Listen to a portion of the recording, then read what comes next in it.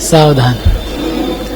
हणमो अरिहंताणम हणमो सिद्धाणमणमो आयरियाणम हणमो उवज्झायाणम हणमो लो सौवसाहूणम पणमेय सिरसाणेमिं गुणरयण विभूषणं महावीरं सम्मत्तरयणनिलयं पयडि समुत्कीर्तनं वोक्षं नमियोणनेमि चन्दम् असहाय परक्रमं महावीरं बन्धुदय सत्यजित्तम् ओघादेशेथवं वोक्षम्। मांगलिक ग्रंथ है श्री गोमर साहु जी कर्मकांड है। इसके रचयिता आचार्य भगवान श्री मनुचंद्र सिद्धांत चक्रवर्ती हैं। इसमें दूसरे विकार में उदय का प्रकरण चल रहा है। इस उदय के प्रकरण में अब प्रारंभ हो रहा है मार्गणाओं में। ओघ में बताने के बाद में आदेश में किस किस प्रकार से उदय आदि की विच्छित्तियां पाई जाती है, तो उसको कहने के लिए पहले 5 गाथाओं में नियम बता रहे हैं। तो कल अपन ने नियम देखे थे। कौन था पहला नियम? गुरु जी, क्या था नियम पहला?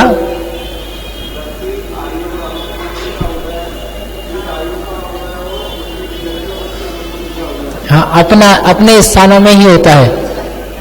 गति, आयु, अनुपूर्वी, इनका अपने अपने स्थानों में ही उदय है। एक पहला नियम। दूसरा क्या नियम था?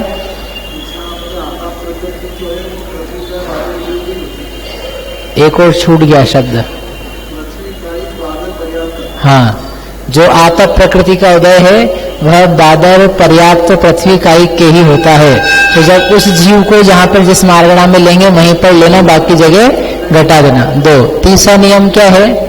बोलो। है? हाँ, उच्च गोत्र का उदय मनुष्य और देवों को ही होता है, अन्य जीवों को नहीं होता। तो मनुष्यों को उच्च गोत्र का ही उदय होता है, ऐसा कहा है क्या? ऐसा नहीं कहा है। मनुष्यों को उच्च गोत्र का उदय होता है, परंतु नीच का भी होता है। लेकिन उच्च गोत्र का उदय मनुष्य और देवों को ही होता है, दोनों तरफ से नहीं लगाना। देवों को उच्च गोत्र का ही उदय होता है और नीच गोत्र का उदय नहीं होता। तो ये सही है, क्योंकि देवों को उच्च गोत्र का ही उदय है, नीच गोत्र का उदय बिल्कुल भी नहीं है। ठीक है, तो ये मनुष्य को उच्च का भी होता है और नीच का भी होता है। एक समय में एक ही होता है, एक भाव में। लेकिन किसी मनुष्य को नीच का है, किसी मनुष्य को उच्च गोत्र का उदय है। हाँ, फिर नीच गोत्र को ही चलेगा, गोत्र कर्म में क्या बदलाव नहीं होता। ये वो 3 नियम। फिर चौथा, बोलो बहन जी, चौथा नियम।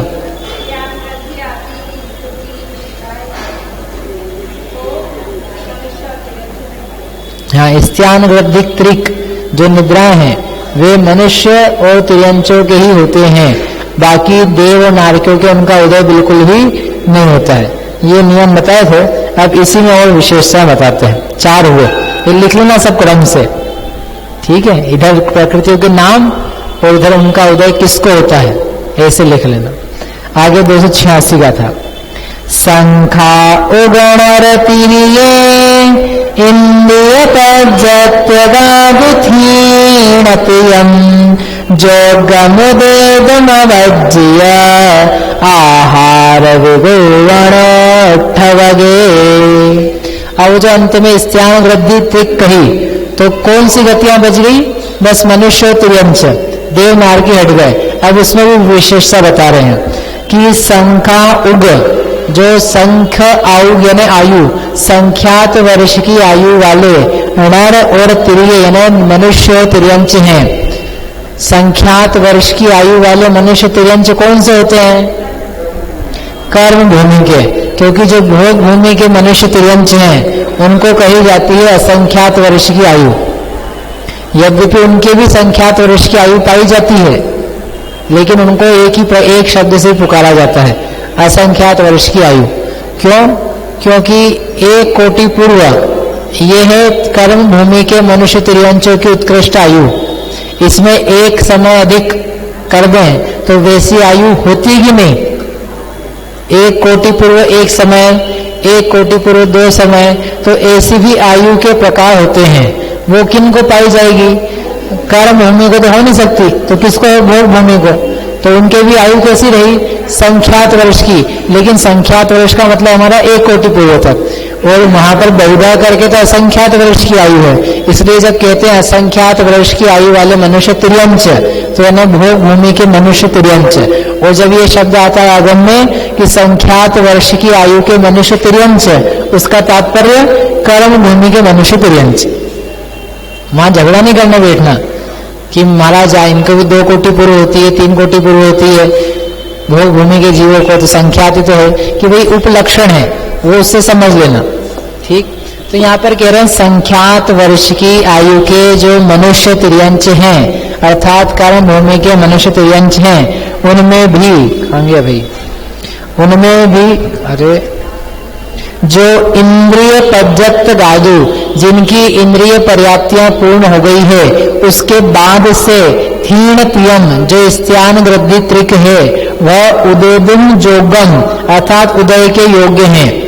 अर्थात जो इंद्रिय पर्याप्ति से पूर्ण हुए हैं, उन जीवों को वहां से लेकर के ये 3 निद्राओं का उदय संभव है। उसके पहले कौन सी पर्याप्तियां होती है? पहली पर्याप्ति का नाम क्या है? आहार पर्याप्ति। दूसरी पर्याप्ति का नाम शरीर पर्याप्ति। तीसरी पर्याप्ति का नाम इंद्रिय पर्याप्ति। ये क्रम से पूर्ण हो रही है। तो जो तीसरी पर्याप्ति इंद्रिय है, उस इंद्रिय पर्याप्ति के पूर्ण होने के बाद में ही इन 3 का उदय संभव है। उसके पहले इनका उदय संभव नहीं है। यानी आहार पर्याप्ति अभी पूर्ण नहीं हुई, प्रारंभ करिए पूर्ण करना, उस समय निद्राओं का उदय संभव नहीं है। कौन सी निद्राएं? स्त्यान वृद्धि त्रिक। बाकी 2 का भले संभव हो। इससे तात्पर्य क्या निकल गया कि जो लब्धि अपर्याप्त जीव हैं मनुष्य तिर्यंचों में, उनको स्त्यान वृद्धि 3 का उदय संभव नहीं है। क्यों? क्योंकि उनके तो इंद्रिय पर्याप्ति का समय ही नहीं आएगा। वे तो आहार पर्याप्ति पूर्ण होने के पहले ही निकल जाने वाले हैं भय से। इसलिए लब्धि पर्याप्तकों को भी उदय नहीं है, केवल पर्याप्तकों को इनका उदय संभव है। ठीक है, ये और विशेषता बता दे। इंद्रिय नहीं, इंद्रिय पर्याप्ति, इंद्रिय पज्जत गादु लिखा है ना, इंद्रिय पर्याप्ति पूर्ण होने के बाद ही होगा। तो इसका मतलब जब अपन मिश्र मार्गणा पढ़ेंगे, मतलब योग मार्गणा में मिश्र अवस्था आएगी, औदारिक मिश्र, वैक्रियक मिश्र, आहारक मिश्र, तो उस समय क्या करना पड़ेगा आपको? इन प्रकृतियों को उदय योग्य में से निकाल देना पड़ेगा कि निकाल दो, इनका उदय संभव नहीं है। ठीक है,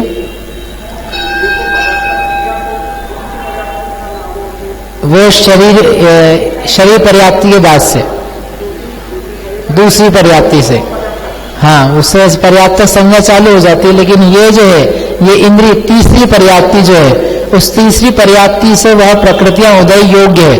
उदय नियम से आएगा क्या उनका? ऐसा कुछ नियम नहीं, आएगा तो वहां से आएगा, नहीं आए तो ना आए। ठीक है, जैसे कहा मनुष्य तिर्यंचों को स्त्यान वृद्धि त्रिक का उदय होता है, तो क्या हमेशा रहेगा क्या? तो हमेशा रहेगा तो ये सोते रहेगा, यहाँ कैसे आएगा? तो होता भी है, नहीं भी होता, लेकिन होगा तो इनको ही होगा, ये नियम है एक तरफा। इधर से लगा ना, इधर से मत लगा देना। मनुष्य तिर्यंश को स्त्यान वृद्धि त्रिक का उदय है, और मनुष्य तिर्यंश को हमेशा ही स्त्यान वृद्धि त्रिक का उदय है, ऐसा नहीं। मनुष्य तिर्यंश को ही उदय है, परंतु कभी है कभी नहीं है। उसमें भी और विशेषता, आहार विगुण उठ वगे, जब आहारक और विक्रिया रिद्धि का प्रयोग किया जा रहा है, उस समय स्त्यान वृद्धि त्रिक का उदय नहीं है। यानी जब आहारक का योग चल रहा है, आहारक मिश्र का योग चल रहा है, उस समय भी ये 3 निद्राओं का उदय नहीं चलेगा। मतलब मालूम पड़ा आहारक शरीर तो बन गया, आहारक शरीर भेज भी दिया, और ये बीच में सो गए। तो कह रहे हैं कि आहार वृद्धि और विक्रिया रिद्धि, इनके प्रयोग के काल में भी, जब इनकी उत्पत्ति होती है, उस समय भी इन 3 गाढ़ी निद्राओं का उदय नहीं होगा। ठीक है, ये गाथा का अर्थ हो गया। हाँ, विक्रिया रिद्धि होती ना, जब शरीर को छोटा बड़ा हल्का भारी इत्यादि कर लिया, जैसे विष्णु कुमार मुनिराज ने जब गृहस्थ अवस्था या पंचम स्थान को प्राप्त किया शरीर वस्त्र आदि धारण करके उपसर्ग निवारण के लिए, उस समय उन्होंने विक्रिया रिद्धि का प्रयोग किया। तो जब विक्रिया रिद्धि का प्रयोग हुआ उनके, तब उनके निग्रह नहीं थी। क्यों? विक्रिया रिद्धि के धारक देव और नारकी हैं, उनको तो पहले ही बता चुके हैं, तो उनकी बात नहीं कर रहे हैं। जो मनुष्य तिर्यंचों को विक्रिया रिद्धि होवे तो उस रिद्धि के प्रयोग के समय उनको 3 निद्राओं का उदय नहीं है। नहीं, इनको भी होती है ना, तिर्यंचों को भी होती है। मनुष्यों में भी चक्रवर्ती वगैरह की होती है कि नहीं? भोग भूमिया मनुष्य चक्रवर्ती, उनके विक्रिया रिद्धि होती। जो चक्रवर्ती है वो अपने शरीर के अनेक प्रकार बना लेता है। अभी तो बताया था कल परसों शाम को, तिर्यंच को भी होती है, तिर्यंच को भी रिद्धि होती है। अपन ने जब पढ़ी थी ना कौन सी मार्गणा, योग मार्गणा, उस योग मार्गणा में पंचेंद्रिय में तिर्यंचों में विक्रिया रिद्धि के धारक जीवों की संख्या बताई थी, असंख्यात। असंख्यात पंचेंद्रिय जीवों को, तिर्यंचों को विक्रिया रिद्धि है। और ऐसा नहीं कि सम्यक दृष्टि हो उनको ही, मिथ्या दृष्टियों को भी होती है। तप बल आदि के निमित्त से हो जाती है, विशेष गुणों के कारण से हो जाती है, सारे भोग भूमियों को नहीं होती। हाँ, उपयोग कर लेते। हाँ, पढ़ा ना अपन, कोमट साल में पढ़ा था, कोमट साल की योग मार्गणा में बताया था। हाँ, उदाहरण पढ़ने में नहीं आया, लेकिन पाई जाती है ऐसे। एक इंद्रिय को तो वैसे ही क्या 3 निद्राओं के उदय नहीं है। एक इंद्रिय को भी विक्रिया होती है तो वो भी विक्रिया रिद्धि है, वो भी विक्रिया रिद्धि है उसकी। एक इंद्रिय को भी विक्रिया से शरीर बड़ा बन जाता है, बताया था ना वो। अग्नि का और वायु का 2 जीवों को होती है, अग्नि कायु को और वायु कायु को। उनका वो प्रयोग बुद्धिपूर्वक नहीं होता है, और मैं विक्रिया रिद्धि का प्रयोग करके बड़ा प्रयोग जाता हूँ, ऐसा उसके ज्ञान नहीं पाया जाता है। वो तो अपने आप पाई जाती है, वो अपने आप हो जाता है उसका प्रयोग। लेकिन जो पंचेंद्रिय तिर्यंच मनुष्य हैं उनके बुद्धिपूर्वक उनका प्रयोग पाया जाता है। हाँ, होता है ना। विभंग अवधि ज्ञान मनुष्य तिर्यंचों को कहा गया है। अपन ने जब ज्ञान मार्गणा पढ़ी थी, विभंग अवधि ज्ञान का प्रकरण आया था उसमें शुरू की 3री गाथा में, तभी वहां बताया था कि ऐसा विभंग अवधि ज्ञान देव मार्गी को तो होता ही है, मनुष्य तिर्यंचों को भी पाया जाता है। मनुष्य में उदाहरण भी दिया राजा अरविंद का आदि पुराण में कि वो उसको कु अवधि ज्ञान था। तिर्यंच को भी ऐसे पाए जाते हैं, उसका कोई उदाहरण नहीं दिया कि तिर्यंच ने ऐसा देख लिया, उसका उदाहरण, लेकिन पाया जाता है। स्वावधि ज्ञान भी 4 गति में पाया जाता है ना, मनुष्य तिर्यंच देवनार की। हाँ, बोल दो ना, तिर्यंच मनुष्य को भी होता है। तीर्थंकर को गृहस्थ अवस्था में होता है, जन्म लेते से ही, जन्मते ही से 3 ज्ञान के धारक है, तो मनुष्य को है। नौ में मनुष्य को भी होता है, चक्रवर्ती को हो जाता है, कुलकरों को होता है, पाए जाते हैं। आपको भी हो सकता है, इस गांव में नहीं। सम्यक दर्शन के साथ में है तो सुअवधि, और मिथ्या दर्शन के साथ में है तो विभंग अवधि, विभंग ज्ञान, कुअवधि ज्ञान। चलो आगे, ठीक है, ये हो गया। एक और नियम, कौन सा? निद्राओं का ही। निद्राओं संबंधी क्या होगा कि जिनको मनुष्य तिर्यंच कर्म भूमिया है उनको, यानी भोग भूमि के मनुष्य तिर्यंचों को भी 3 निद्राएं गाड़ी नहीं है, वो भी सोते नहीं है। भोग भूमि के मनुष्य तिर्यंच सोते हैं क्या? नहीं सोते हो, नहीं, दिन रात का भेद नहीं है वहां पर। कल्प वृक्षों का उजाला, इसलिए तो जब वो कल्प वृक्ष की ज्योति मंद पड़ने लगी तो वो देव के मनुष्य जो भी थे वो सब घबरा गए, बोले क्या हो रहा है, ये अंधेरा क्या हो रहा है, ये अंधेरा क्या चीज होती है, और ये ऊपर क्या दिखाई दे रहा है, ये सूरज चांद क्या होते हैं। तो फिर एक कुलकर्ण तो यही बताया बस कि घबराओ नहीं, ये पहले भी थे, पहले दिखते नहीं थे आपके ये कल्प वृक्षों को प्रकाश इतना था। अब कितना प्रकाश होता होगा आप सोचो कि उसके कारण से सूरज चंद्रमा नहीं दिखते थे, यही सूरज हो, कोई दूसरा नहीं, मतलब इतना उजाला उसका कि उसके आगे सूरज की रोशनी फीकी पड़ जाती थी और वो एक जैसा बना रहता था।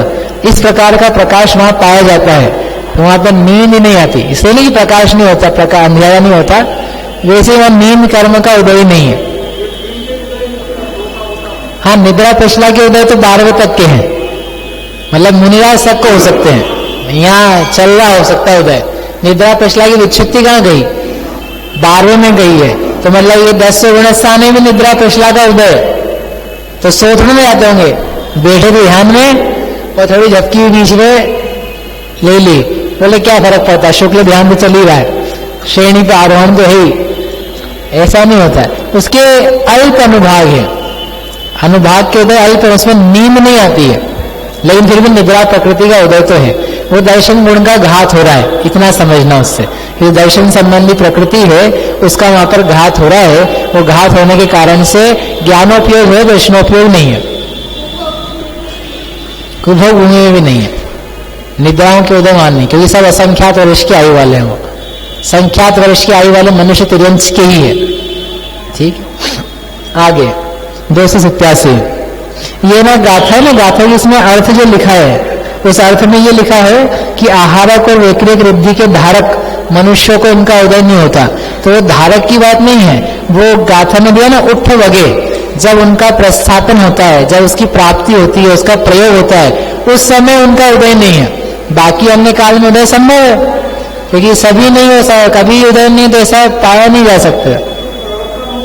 हाँ, जब प्रवर्तन है, उसकी प्राप्ति हो रही है, जब उसकी वृद्धि प्रकट हुई तो प्रकट विशुद्धि के निमित्त से हुई, तो उस काल में भी उदय नहीं है, और जब उसका प्रयोग है उस काल में भी उदय नहीं है, ऐसा समझना। वो नहीं तो अर्थ बराबर बनता नहीं। हाँ नहीं, छठे में तो उनका, छठे में भी कौन, जिनको विक्रिया वृद्धि है और जिनको आहारक वृद्धि है उनको, तो वो कह रहे सारे काल में नहीं। आहारक वृद्धि तो लंबे काल तक चलती रहेगी मुनिराज के, लेकिन आहारक वृद्धि के जितने काल रहे आयु पर्यंत, उस समय तक इनको इन 3 निद्राओं का उदय होगा ही नहीं, ऐसा नहीं है। जब आहारक वृद्धि उत्पन्न हुई और उसका प्रयोग हुआ, उन कालों में इनके 3 निद्राओं का उदय नहीं है। नहीं तो वो उठ वगे, ये शब्द नहीं आता, गाथा में आया ना उठ वगे। उठ वगे यानी उत्थापक, उत्थापक यानी प्रारंभ करने वाला, उसका यूज करने वाला, ऐसा। ठीक, आगे अयदा पुण्येण हि थी संडोर्य घम्मणारय मोच्चा थी संडय दे कमसो नाणु चरिमतन्नाणु। अब वेद की तरफ से बात करते हैं। अयद अपुण्य, अयद यानी असंयत, चतुर्थ गुण स्थान, उसके अपुण्य अपर्याप्त अवस्था में न ही नहीं है, क्या नहीं है, थी यानी स्त्री वेद का उदय। चतुर्थ गुण स्थान में कोई जीव अपर्याप्तक है। कौन सा अपर्याप्तक होगा चतुर्थ गुण स्थान में? निवृत्ति अपर्याप्तक। लब्धि अपर्याप्तक नहीं, क्यों नहीं हो सकता? क्यों नहीं हो सकता? कारण पूर्वक उत्तर दीजिए। अपर्याप्त प्रकृति की उदय विच्छुत्ति पहले ही गुण स्थान में हो चुकी है, ये कारण पूर्वक उत्तर है। कहीं ना भी विच्छुत्तियां, तो अपर्याप्त का उदय तो पहले गुण स्थान में होता है, दूसरे तीसरे में तो संभव ही नहीं है। और लब्धि अपर्याप्त यानी कौन सा जीव जिसके अपर्याप्तक नाम कर्म का उदय है। तो यदि चौथे में अपर्याप्तक कहा जा रहा है तो कौन सा अपर्याप्तक कह रहे हैं हम? निवृत्ति अपर्याप्तक। तो चौथे गुण स्थान में जो निवृत्ति अपर्याप्तक है, निवृत्ति अपर्याप्तक का अर्थ क्या होता है पृथ्वी?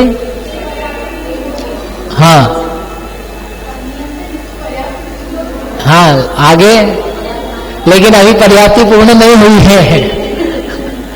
जिसकी शरीर पर्याप्ति पूर्ण अभी हुई नहीं है, परंतु भविष्य में जरूर पूरी होगी अंतर मुहूर्त में, तो उसके भाव धारण करने के, शरीर धारण करने के पहले समय से लेकर के शरीर पर्याप्ति पूर्ण होने के पहले समय तक अंतर मुहूर्त के काल को निवृत्ति अपर्याप्तक कहते हैं। उस निवृत्ति अपर्याप्तक अवस्था में चौथा गुण स्थान संभव है क्या? संभव है। पहले में, दूसरे में, चौथे में अपर्याप्तक अवस्था होती है, निवृत्ति अपर्याप्तक। तो उस अवस्था में ये कह रहे हैं स्त्री वेद का उदय संभव नहीं है। ऐसा क्यों? हाँ, क्योंकि सम्यक तो सहित मरण करेगा कोई जीव, और मरण करके जाएगा तभी तो निवृत्ति अपर्याप्तक होगा। तो जो नया मनुष्य बन रहा है, नया देव बन रहा है, नया त्रियंश बन रहा है, तो उसके नियम से स्त्री वेद का उदय नहीं होगा। कौन से वेद का उदय होगा? पुरुष वेद का उदय होगा। अभी जितना कह रहे तरह सुन लो। उसके नियम से क्या है, स्त्री वेद तो नहीं हो सकता है। क्यों नहीं हो सकता? क्योंकि वो मर करके स्त्री नहीं बनता है। प्रथम नरक गुण शतभू ज्योतिष वान भवन शम नारी थावर विकल त्रय पशु में नहीं उपजत सम्यक धारी।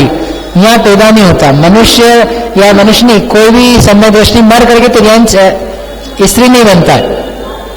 ठीक है, मर करके देव बना कोई सम्यक दृष्टि, तो क्या बनेगा? देवी की देव कि देव बनेगा। मर करके त्रियंश बन गया तो क्या बनेगा? मन पुरुष ही बनेगा, स्त्री वाला नहीं बनेगा। मर करके मनुष्य बना सम्यक दृष्टि, तो मनुष्य बनने पर भी देव पुरुष ही बनेगा, स्त्री नहीं बनेगा। ठीक है, तो कोई स्त्री सम्यक दृष्टि हो सकती है कि नहीं? चौथे गुण स्थान में स्त्री वेद का उदय हो सकता है कि नहीं? तो मना तो कर रहे हैं यहाँ पे निवृत्ति पर्याप्त। ऐसा मत करना कि चौथे में स्त्री वेद का उदय नहीं है। जिन जिन को स्त्री वेद का उदय नियम से मिथ्या दृष्टि। भैया 90 तक उदय होता है, 90 तक उदय होता है। इसका मतलब यहाँ क्या निकल के आ रहा है? पुराना सम्यक दृष्टि यदि मनुष्य बना तो नियम से पुरुष वेद का उदय, अंतरंग वेद पुरुष वेद, बहिरंग भी क्या बनेगा?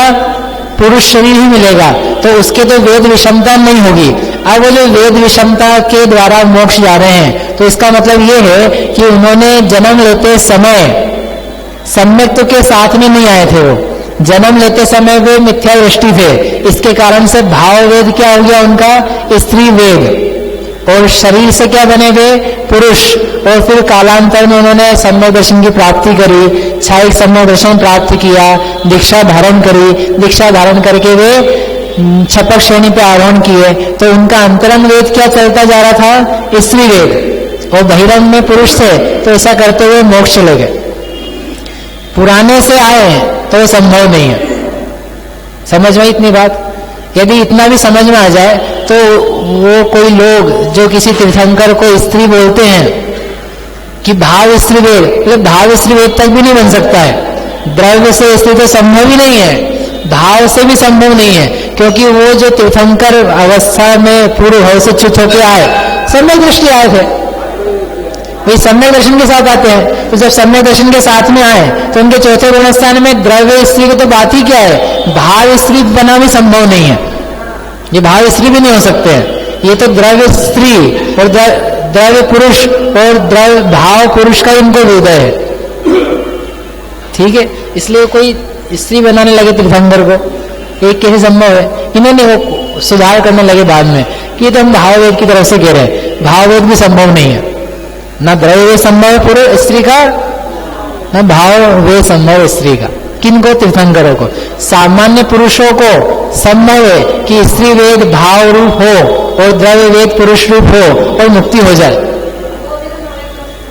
वो भी 90 तक ही, लेकिन मुक्ति हो जाती है ना स्त्री वेद के साथ में, मतलब पूर्वकालिक न्याय की अपेक्षा से। भाव वेद में द्रव्य से तो संभव ही नहीं है।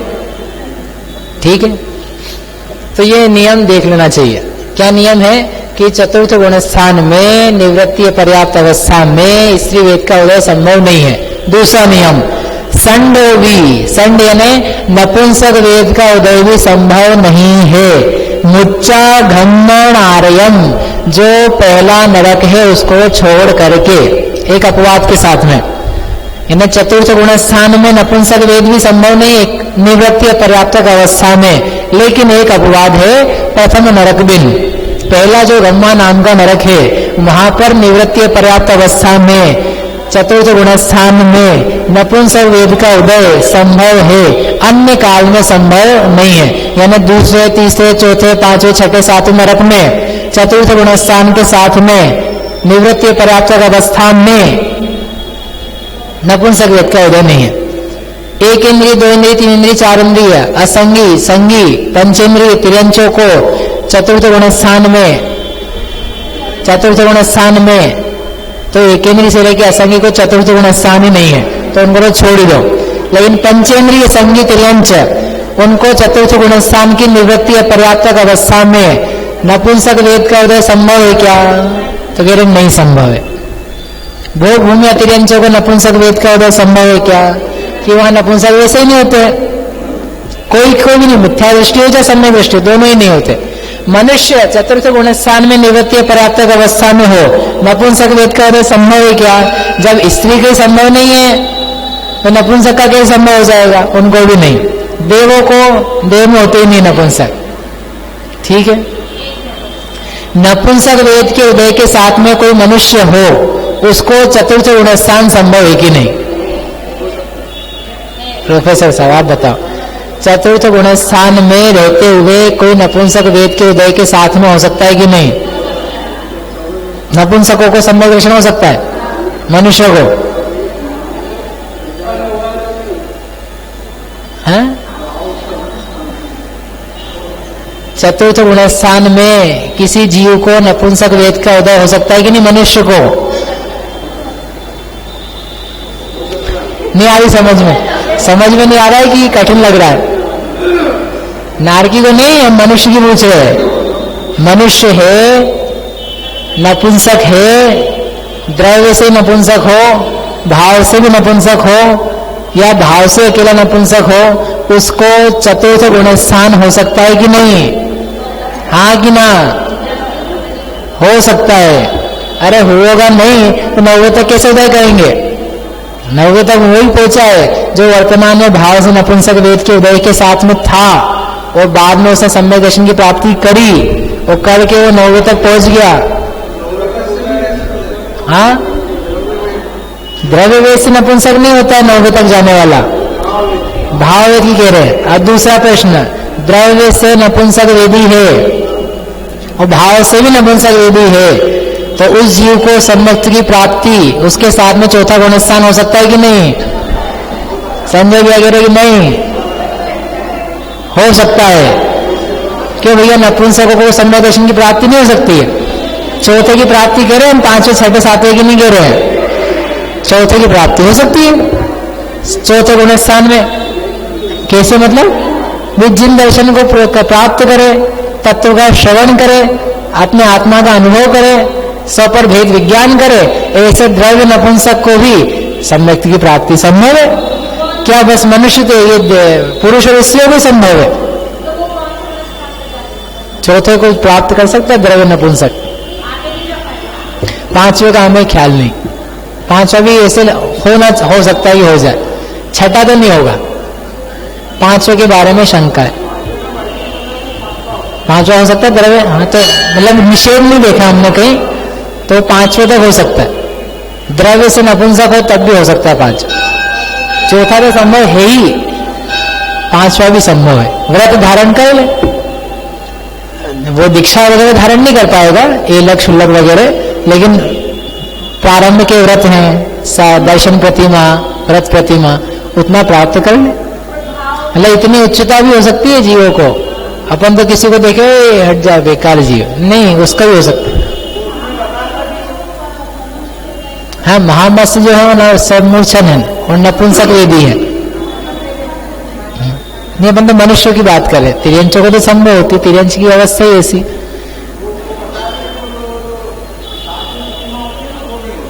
हाँ, मतलब अधिक नहीं पाई जाएगी, ठीक है। ग्रह त्यागी नहीं हो पाएंगे, लेकिन ग्रह में रहते हुए व्रत आदि प्रतिमा पंचम गुणस्थान सही नपुंसक द्रव्य हो तब भी बन सकती। भाव से अकेले भाव में नपुंसक वेद हो, द्रव्य से पुरुष हो, तो वो मोक्ष भी जा सकते हैं, क्योंकि नौवे गुणस्थान तक उसके उदय संभव है। ठीक है, समझ में आया? तो क्या नियम बताए यहाँ पर? दो घड़ी मत देखो, आप देश चालू किया। आज से वैसे भी अष्टमी है, शाम का समय बचेगा ना आप लोगों का। नहीं, अभी तो हम दीपावली की तैयारी करेंगे। आज खाएंगे नहीं, लेकिन खाने का सामान तैयार करेंगे। अभी से मत करना, अभक्ष हो जाएगा। वैसे भी तो एक दिन की मर्यादा रहेगी, तो खिलाओ भी वैसा जो खुद खाओ। चलो क्या नियम बताया? चतुर्थ गुणस्थान में अपर्याप्त अवस्था में स्त्री वेद का उदय संभव नहीं है। तो जब हम अपर्याप्त वाली मार्गणाएं बताएंगे उस समय स्त्री वेद को चतुर्थ गुणस्थान में पहले से विच्छिन्न करा देना, पहले निकाल देना, दूसरे में उसकी विच्छुत्ति करा देना, ठीक है। नपुंसक वेद भी निवृत्ति अपर्याप्त अवस्था में चतुर्थ गुणस्थान में उदय योग्य नहीं है, एक अवस्था को छोड़ के। कौन सी अवस्था? प्रथम नरक को छोड़ के। प्रथम नरक क्यों आ गया? पहले आयु बांधली हो, छाई समय दृष्टि हो, वहां जाएगा तो ऐसा बन जाएगा। आगे इसलिए थी संड अयवे, जो स्त्री वेद और संड वेद है उसको चतुर्थ गुणस्थान में क्रम से णाण अणुचौ, जो आनुपूर्वी 4 हैं उनके उदय संभव नहीं है। आनुपूर्वी कर्म निकाल देना। एक तो वेद मार्गणा पढ़ेंगे अपन और एक मिश्र मार्गणा पढ़ेंगे, योग मार्गणा। तो जब वेदों की वेद मार्गणा चलेगी तो स्त्री वेद के प्रकरण में गुणस्थान तो हम कितने लिखेंगे? स्त्री वेद में कितने गुणस्थान? 9। तो उन गुणस्थानों में जो अपर्याप्त अवस्था बनाएंगे तो वहां पे आनुपूर्वी मत बनाना चौथे में, क्योंकि आनुपूर्वी के साथ चौथा नहीं बनेगा। आनुपूर्वी ने विग्रह गति का उदय, तो उसमें तो होते ही नहीं है ये, नपुंसक भी नहीं होते, तो उनकी विच्छुत्ति पहले ही करा देना, दूसरे में ही करा देना, ठीक है। इस प्रकार से ये बताया। और संड में 3 आनुपूर्वी को घटाना, स्त्री वेदी को 4 आनुपूर्वी घटाना और नपुंसक वेदी को 3 आनुपूर्वी घटाना। नरक आनुपूर्वी मत घटाना, क्योंकि नपुंसक वेद के उदय के साथ में तो नरक गति गत्यानुपूर्वी का उदय पाया जाता है चतुर्थ गुणस्थान के साथ, इसलिए नरक गत्यानुपूर्वी को छोड़ करके 3 आनुपूर्वी घटाना। और स्त्री वेदी चतुर्थ गुणस्थानवर्ती हो उसके अपर्याप्त अवस्था में 4 आनुपूर्वी को घटा देना। सासावन में तो हो सकता है आनुपूर्वी का उदय स्त्री वेद के साथ में, लेकिन चौथे में नहीं होता। इस प्रकार से ये नियम यहाँ पर बता दिए आनुपूर्वी संबंधी। अभी एक कितनी गति बची है? 2 गाथाएं बची है। कर ले अभी शशि दीदी? नहीं कल नहीं ठीक है।